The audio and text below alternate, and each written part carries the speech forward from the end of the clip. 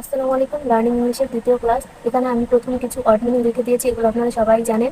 What কি this, এটা pencil, pencil pen কলম ইজ হয়, বাট কিন্তু glass, glass table, table book বই, লং লম্বা শর্ট খাটো। এখন প্রথমে ছোট একটি বাক্য তৈরি করুন। হোয়াট ইজ কি হয়, ইজ অর্থ হয়, হোয়াট ইজ অর্থ কি হয়। What is this, what is this, this অর্থ এটা, তাহলে এটা কি। শ্রাবণীর বাংলা হবে এটা কি, তাহলে আমরা উত্তরে বলতে পারি ইট ইজ আ পেন, এটি একটি কলম। এখন ইজ দিস আ পেন, এটি কি একটি কলম। Yes it is a pen, no it is not a pen. যদি আমরা নেগেটিভ বা নাগত বলি তাহলে no it is not, it is not, তাহলে এটা হবে, এর বাংলা হবে এটা, এটি একটি কলম নয়। এখন বাক্যটা আমরা একটু বড় করি যদি, তাহলে no it is not a pencil, it is not a pen, but it is a pencil, it is a pencil. না, এটি একটি কলম নয় কিন্তু এটি একটি পেন্সিল। ইজ দিস আ পেন্সিল অর্থ এটি কি একটি কলম।